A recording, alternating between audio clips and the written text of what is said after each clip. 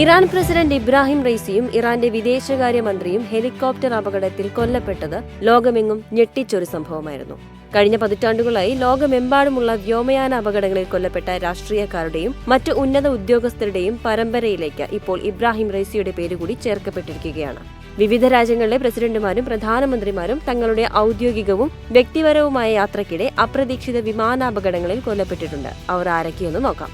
ആകാശ ദുരന്തങ്ങൾ വളരെ കുറവാണ് സംഭവിക്കാറുള്ളതെങ്കിലും സംഭവിക്കുന്നവയെല്ലാം വൻ ദുരന്തങ്ങളിലാണ് കലാശിച്ചിട്ടുള്ളത്. സ്വീഡിഷ് റിയർ അഡ്മിറലും 2 തവണ സ്വീഡന്റെ പ്രധാനമന്ത്രിയുമായ സെലോമൻ അർവിഡ് അച്ചേഴ്സ് ലിൻമാൻ 1936 വിമാന ദുരന്തത്തിൽ കൊല്ലപ്പെട്ടത്. സ്വീഡനിൽ സ്വാധീനമുള്ള ഒരു യാഥാസ്ഥിക രാഷ്ട്രീയക്കാരനായിരുന്നു അദ്ദേഹം. 1936 ഡിസംബർ 9 കനത്ത മൂടൽമഞ്ഞിൽ ടേക്ക് ഓഫ് ചെയ്തതിന് തൊട്ടുപിന്നാലെ യുണൈറ്റഡ് കിങ്ഡത്തിലെ ക്രോയിഡൻ എയർപോർട്ടിന് സമീപമുള്ള ഡഗ്ലസ് DC-2 വീടുകളിൽ ഇടിച്ചുണ്ടായ ദാരുണമായ അപകടത്തിലാണ് ലിൻമാൻ കൊല്ലപ്പെടുന്നത്.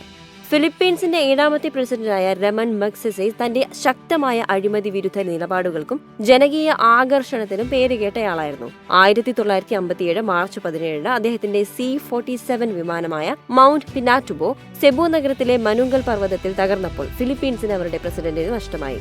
25 യാത്രക്കാരിൽ ഒരാൾ മാത്രമാണ് അന്ന് രക്ഷപ്പെട്ടത്.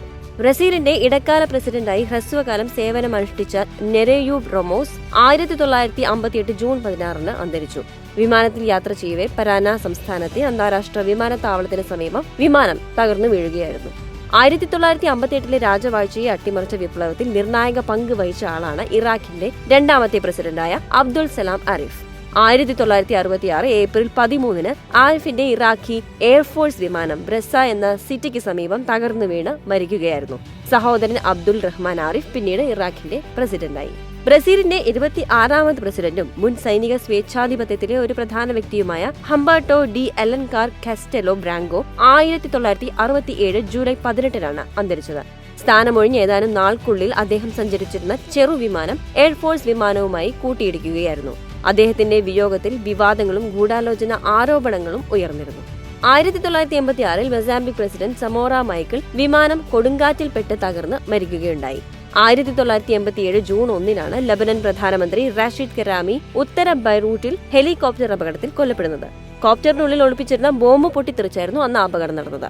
പാകിസ്ഥാൻ പ്രസിഡന്റ് ജനറൽ മുഹമ്മദ് സിയ ഉൽ ഹഖ് വ്യോമസേനാ വിമാനം തകർന്നു മരിച്ചത് 1988 ഓഗസ്റ്റ് 17 വിമാനം ബവൽപൂരിൽ നിന്ന് പറന്നുയരുന്നതിനിടെയായിരുന്നു അപകടം. വിമാനാപകടത്തിൽ 2 രാജ്യത്തിന്റെ പ്രസിഡന്റുമാർ ഒരുമിച്ച് കൊല്ലപ്പെടുന്നത് 1994 റുവാണ്ട പ്രസിഡന്റ് ജുവനൽ ഹെബാർമയും ബുറുണ്ടി പ്രസിഡന്റ് സിപ്രിയൻ എൻറ്റാർമിരയും സഞ്ചരിച്ചിരുന്ന വിമാനത്തിൽ റോക്കറ്റ് ആക്രമണമുണ്ടായി ഇരുവരും കൊല്ലപ്പെടുകയായിരുന്നു. കിഗാലി വിമാനത്താവളത്തോട് അടുക്കവെയായിരുന്നു ദുരന്തം.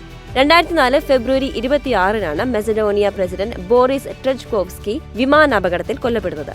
വിമാനം ദക്ഷിണ ബോസ്നിയയിലെ മലനിരകളിൽ തട്ടുകയായിരുന്നു. ചിലിയുടെ മുൻ പ്രസിഡന്റായിരുന്ന സെബാസ്റ്റ്യൻ പിമേര 2024 ഫെബ്രുവരിയിലാണ് വിമാനാപകടത്തിൽ അന്തരിച്ചത്.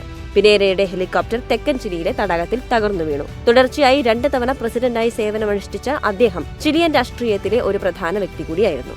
ഇതൊക്കെ കൂടാതെ ആന്ധ്രാപ്രദേശ് മുഖ്യമന്ത്രിയായിരുന്ന YS രാജശേഖര റെഡ്ഡി, കോൺഗ്രസ് നേതാക്കളായിരുന്ന സഞ്ജയ് ഗാന്ധി, മാധവറാവു സിന്ധ്യ, മോഹൻ കുമാരമംഗലം, ലോക്സഭാ സ്പീക്കർ GMC ബാലയോഗി തുടങ്ങിയ ഇന്ത്യൻ രാഷ്ട്രീയ നേതാക്കളും ആകാശ ദുരന്തത്തിൽ ജീവൻ നഷ്ടപ്പെട്ടവരാണ്.